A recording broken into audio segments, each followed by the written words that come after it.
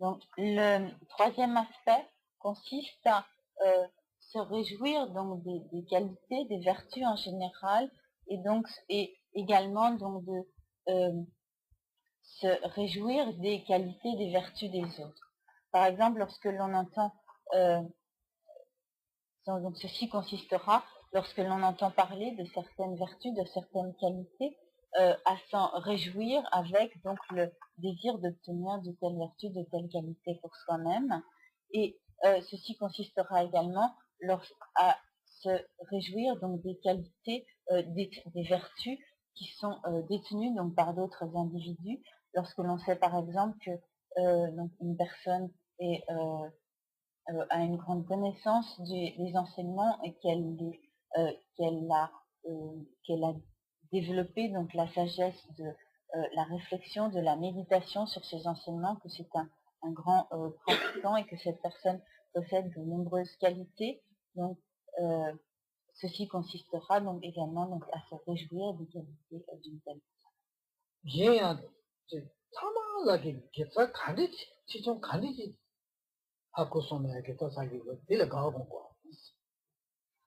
Et ceci consistera également à se réjouir de toutes les qualités qui sont possédées par les autres êtres. Par exemple, donc, dès que l'on saura que telle personne, que l'on apprend donc que telle ou telle personne a telle ou telle qualité, donc ceci consistera donc à se réjouir de ces qualités détenues par autre.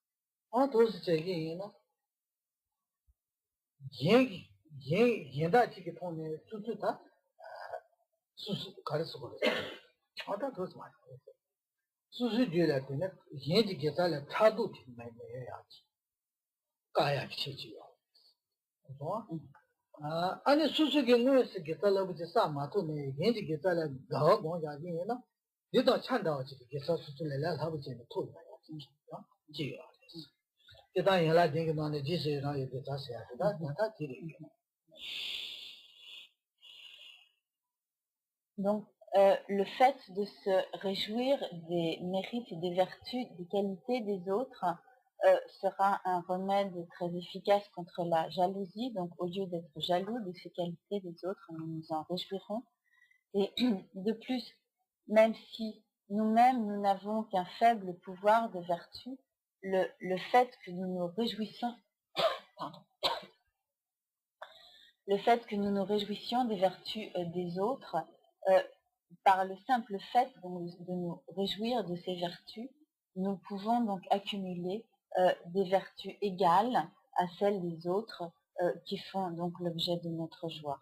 Et c'est donc la pratique que l'on trouve également donc dans la prière en cette partie, lorsque il y a donc la partie qui consiste à se réjouir donc des mérites, des vertus d'autrui. Donc c'est également dans ce que nous retrouvons ici.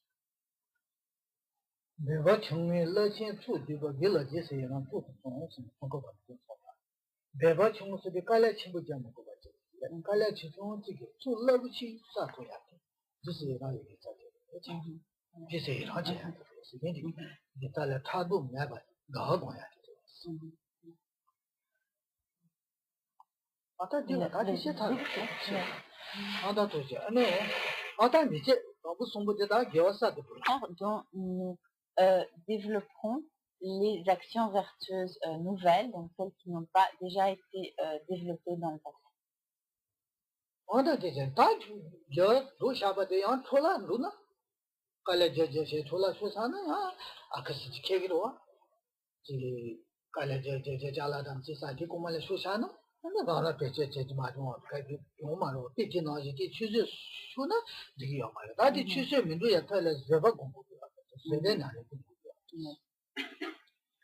Mais donc, il est important que les vertus, les mérites que nous accumulons, que nous avons accumulés, ne soient pas détériorés, ne se dégradent pas, et de cette façon, donc, ils ne soient pas perdus.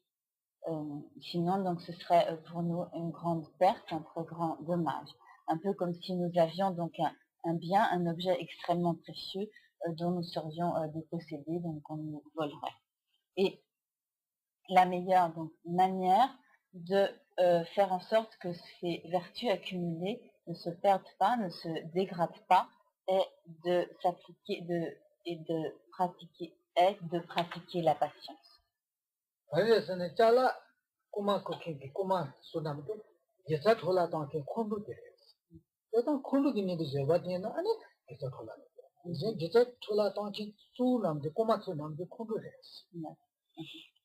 En effet, donc le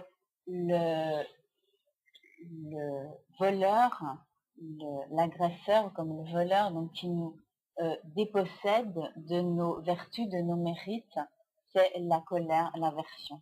Et donc par la pratique de la patience, nous faisons obstacle donc à cette colère, à cette aversion, et de ce fait donc nous empêchons donc ce voleur de nous déposséder de ce bien précieux que sont nos mérites, nos vertus.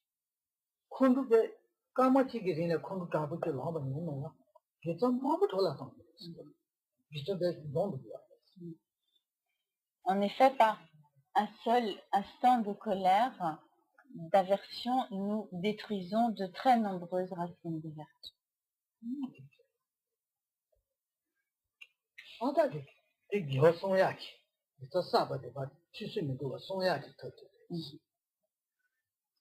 Et c'est donc la manière dont nous devons empêcher que les vertus précédemment accumulées ne se détériorent, et c'est donc la façon dont nous pouvons conserver donc, ces vertus accumulées.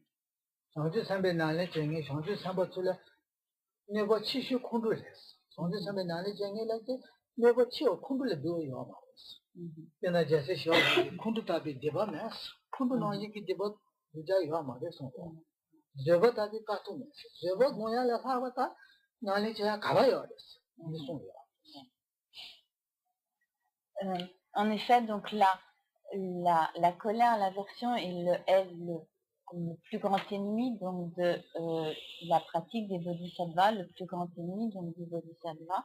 Et c'est pourquoi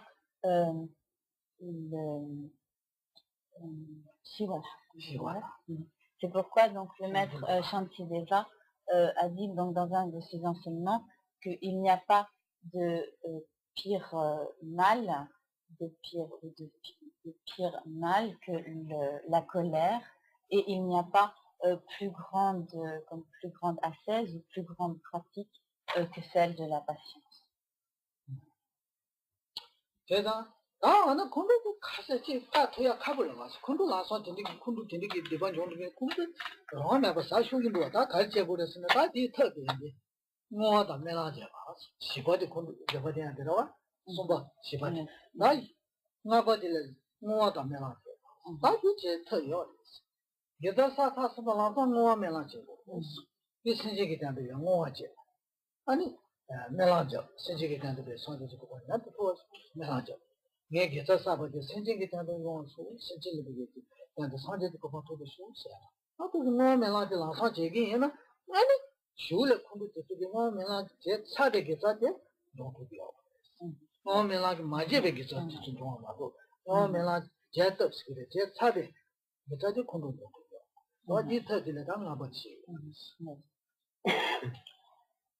Mais nous pouvons alors nous dire la colère est quelque chose qui se produit extrêmement facilement. À la moindre occasion, immédiatement, donc nous nous enflammons et nous sommes sous l'emprise de la colère, et de ce fait, donc toutes nos racines de vertu, tous nos mérites sont ainsi immédiatement détruits. Et donc, que pouvons-nous faire?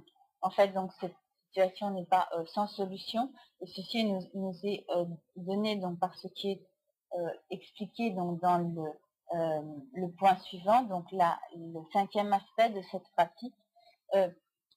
En effet, lorsque nous avons accumulé certains mérites, que nous avons accumulé des vertus, pour empêcher que ces vertus ne puissent que le pouvoir donc, de ces vertus ne puisse être détruit par la colère, nous allons dédier ces vertus en souhaitant donc que par le pouvoir de ces vertus, nous puissions obtenir l'état de Bouddha pour le bienfait de tous les êtres, pour pouvoir donc réaliser le bienfait de tous les êtres. Et lorsque l'on dédie ainsi les vertus accumulées à l'obtention de l'état de Bouddha ou au bienfait, donc à l'accomplissement du bienfait des êtres, c'est comme si de ce fait ces vertus ne peuvent plus être détruites et elles sont donc à l'abri de la destruction par la colère ou d'autres actions négatives, mais en particulier par la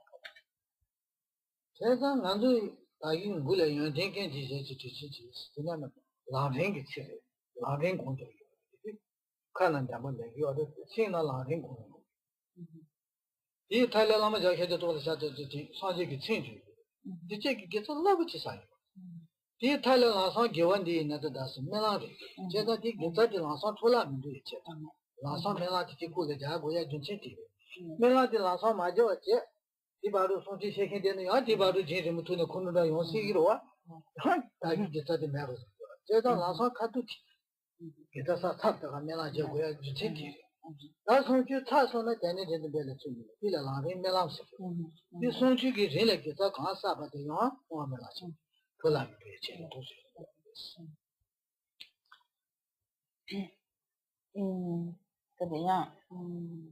la malgré ça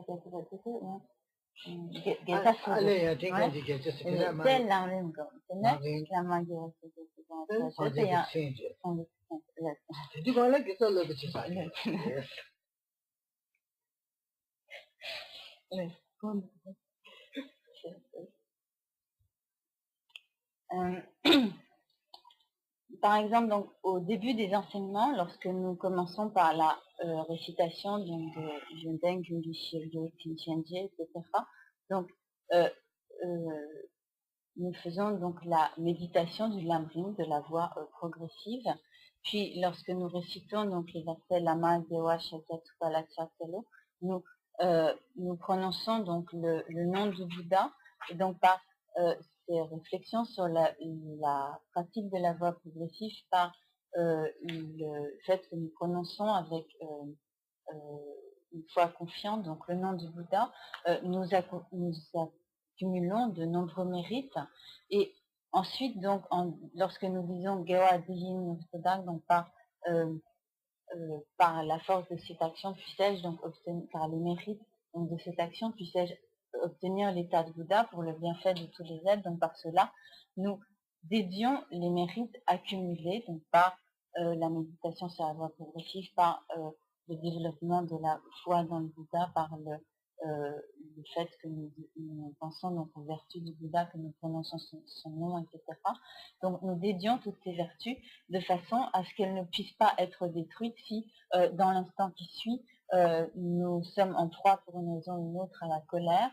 Donc cette colère pourrait donc détruire les vertus accumulées, et par le fait que nous avons dédié donc ces vertus accumulées, nous empêchons qu'elles ne soient détruites par la colère. Et de même, donc lorsqu'à la fin de l'enseignement, nous disons donc la prière de souhait, donc Tenye Jinto Balet, Solmi, etc. Donc nous dédions par cela donc toutes les vertus que nous avons accumulées depuis le début de l'enseignement et en écoutant l'enseignement. Donc nous dédions toutes ces vertus également donc à l'obtention de l'état de Bouddha, donc à un certain nombre d'objectifs à atteindre pour cela, de façon donc à ce que toutes ces vertus à nouveau ne puissent pas être détruites.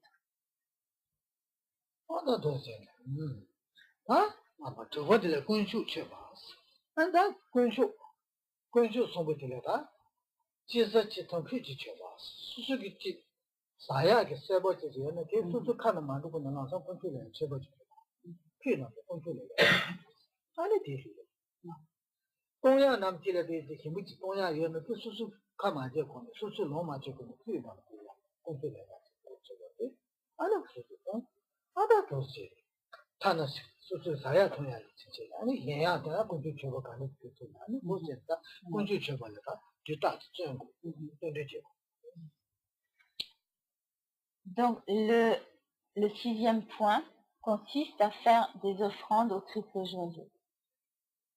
Pour cela en particulier, chaque fois que nous mangerons ou que nous boirons, donc avant d'absorber une nourriture ou une boisson, nous ferons offrande de cette nourriture ou de cette boisson au triple joyau, avant donc même d'en avoir pour nous-mêmes donc la jouissance. En premier, donc nous l'offrirons au triple joyau. Et ces offrandes donc, pourront être des offrandes de boisson, de nourriture, ou elles pourront également être constituées par toute autre forme d'offrande que nous pouvons faire. Donc, au triple joyau.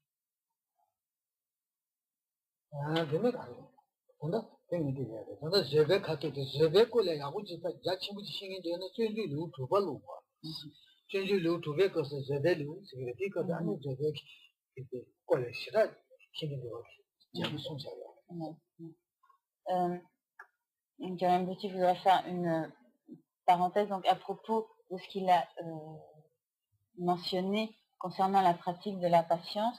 Donc si l'on veut avoir des détails sur la pratique de la patience, cette pratique de la patience est parfaitement expliquée dans le 6e chapitre du Bodhisattva Charyavatara, composé donc par le maître Shantideva.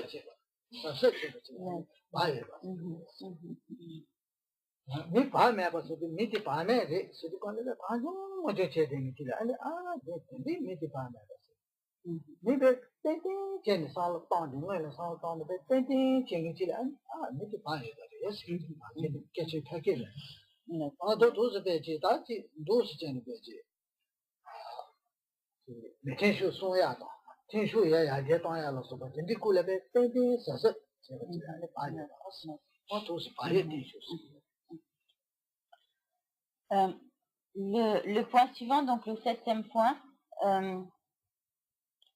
est ce qui donc consiste à littéralement comme observer disons comme de la prudence. Observer donc de la prudence, ou on pourrait dire avoir une certaine circonspection.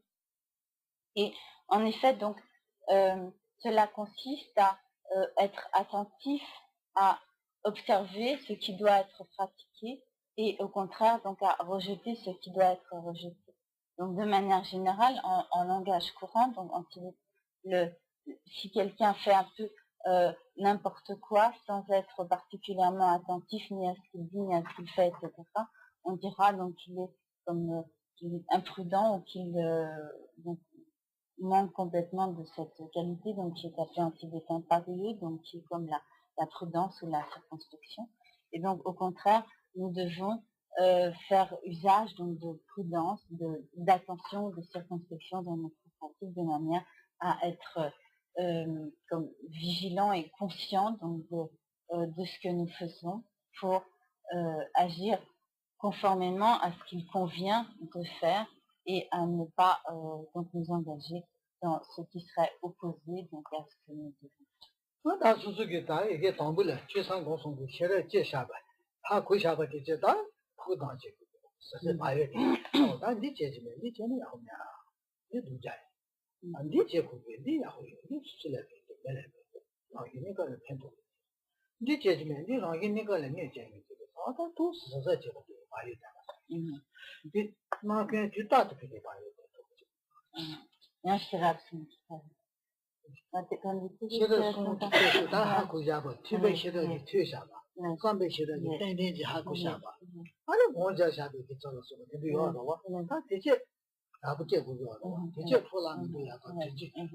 이제 안에다 디디컬 안에 제제 나야 라게 내가 내야 또 하고요.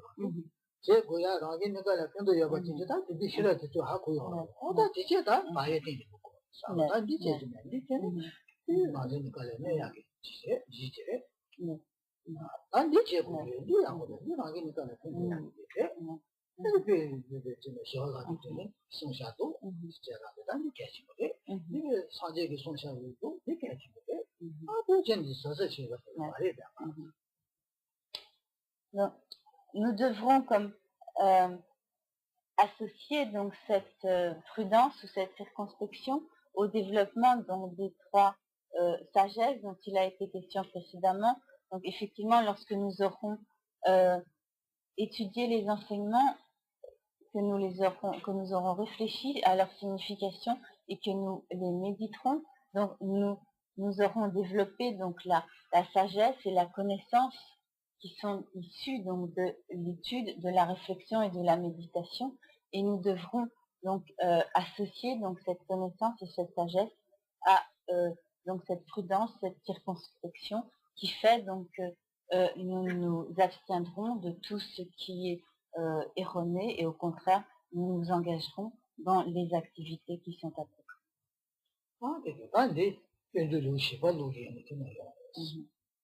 Et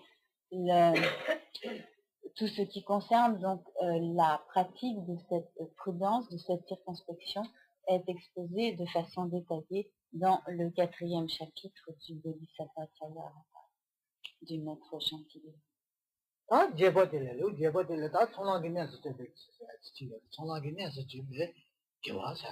다들 제법 준비 나래요. 근데 나 토마토를 토라스니 그거요.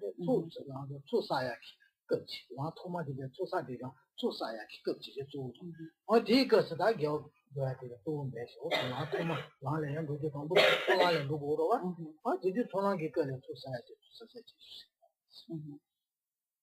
Et donc le dernier de ces 8 points exhorte donc les disciples à s'appliquer à la pratique des accumulations de vertus lorsqu'ils sont donc sur le premier des chemins des bodhisattvas, qui est appelé donc le chemin de l'accumulation. En effet, donc sur la voie des bodhisattvas, il existe 5 chemins et qui correspondent donc à des étapes successives du développement des bodhisattvas. Et le premier de ces chemins est appelé donc le chemin de l'accumulation. Et c'est donc et à ce stade, donc le bodhisattva doit consacrer donc toute son énergie, tous ses efforts donc à la réunion de ces accumulations de vertus. Et c'est donc ce à quoi cette 8e partie, ce 8e point donc exhorte le disciple. On dit que là, on veut goûter. On veut goûter ce qu'on a. On veut juste vivre quand on me tout mange. C'est c'est quand on goûte quand on mange. On veut goûter dans ce que quand on me donne on veut tout manger. Alors on veut vivre quand on mange le jour ne dit sur les ça dans mon sang. Bien goya que là, on est bien que ta gossa de là. Gole mo go ga ga le me ma ta che. Ne goya de ne gole mo go ga ga an ju ma ne ba che. No goya que te mo che no. Gole mo go ga ga se no ma de ba che. Sa goya de sa gole mo go ga ga ja sa do ma ne ma che. Goya goya de ko gole mo go ga ga jin jang bu du su bu no se ka ma de ba che. Do che si so de go ba. Et à ce propos, donc, il est dit que dans la pratique des bodhisattvas, donc, il est important de maîtriser la porte des sens. De manière générale, effectivement, cela veut dire qu'il faut comme faire en sorte que nos sens ne rencontrent pas donc n'importe quels objets qui puissent donc susciter dans l'esprit donc toutes sortes de facteurs perturbateurs tels que donc la haine, la colère, l'aversion, l'attachement, le désir, etc. Et pour cela, donc il est nécessaire de la même manière que l'on ferme une porte pour empêcher la venue de quelque chose, par exemple d'un agresseur ou de quelque chose qui serait donc nuisible pour nous.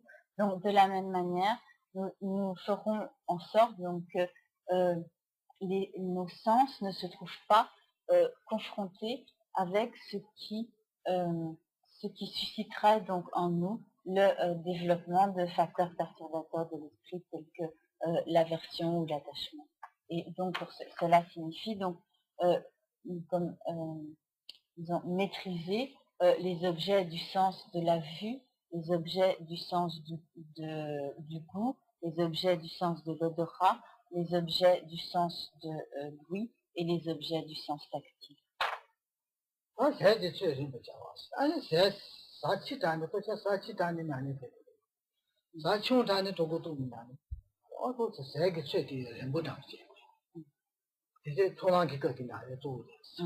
Donc, ceci, il s'agit là donc des pratiques qui sont particulièrement importantes au stade donc, du chemin de l'accumulation. Et donc également, à ce stade de la pratique du chemin de l'accumulation, il est nécessaire que le disciple absorbe une nourriture en quantité appropriée, c'est-à-dire qu'il ne mange pas trop, ce qui effectivement serait un obstacle à sa pratique, mais non plus qu'il ne mange pas trop peu, car ceci constituera également un obstacle à sa pratique.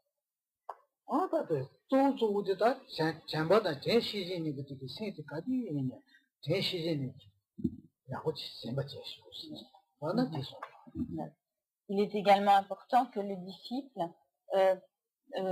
fasse constamment usage donc de la mémoire et donc de l'attention et de la mémoire attentive et de la vigilance.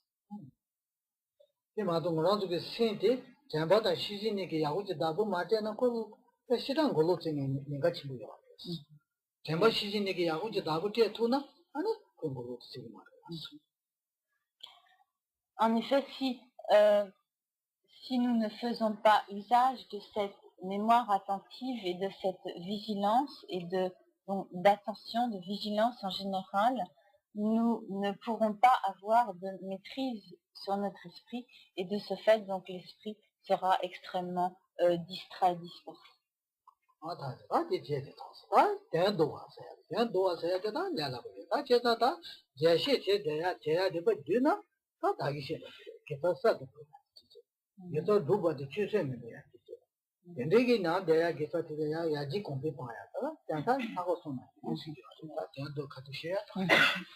Donc, maintenant, pour ce qui est de la troisième partie donc, de cet exposé sur la réunion des actions favorables, donc cette dernière partie consiste en l'exposé de l'essentiel de ce chapitre. Donc nous avions d'abord l'explication résumée, l'explication détaillée, puis donc les points essentiels de ces explications. Et donc l'essentiel de ces explications peut être résumé par ce que Kanambochi a déjà donc mentionné, à savoir développer les vertus qui n'ont pas été développées auparavant, faire que les vertus précédemment développées ne se dégradent pas, ne se perdent pas, et faire que les vertus qui ont déjà été développées et qui ne se sont pas dégradées croissent et se développent.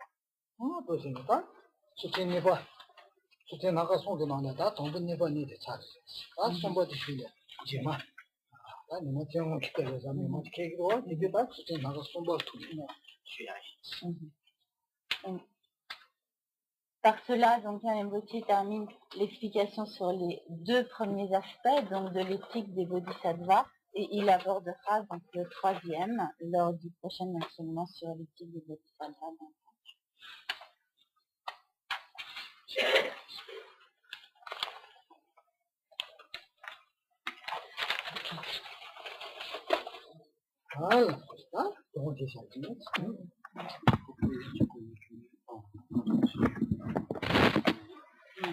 Donc il est dit qu'on accumule autant d'actions positives que d'actions qu'ils accumulent. C'est un petit peu étonnant.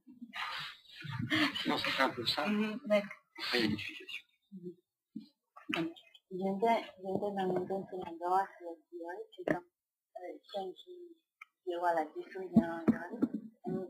Shenkigewa la Jisu Girantigina, no, Paru Potetan Jawa Sinam Sages, thus 야구래. 야구 말이 베스트. 지성가 거기 송이 알았어. 내가 처음에 내 제초. 야구로 왔어. Je dit, effectivement, c'est bizarre, mais est-ce que c'est pas super? Et à ce propos, donc, effectivement, donc, des négatifs, son papa a dit que c'est une méthode sans effort et qui comporte donc de très grands bienfaits. 아, 되긴 간다. 이제 기타를 차도 되는 데려도 요 말이야. 아기 공부 나지 이제 배치다 돼 수수 기타 마음이야. 그래요. Par contre, si l'on éprouve de la jalousie à l'égard des vertus des autres, cela, comme dans le cas de la colère, donc un effet extrêmement négatif et a la capacité également de détruire les racines des vertus de la même façon.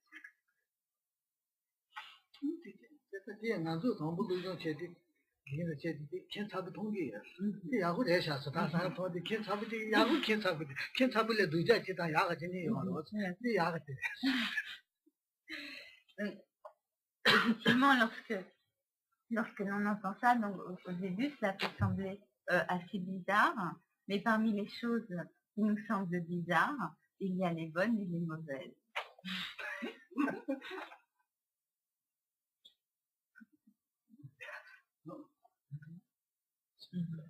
Donc, nous allons terminer là.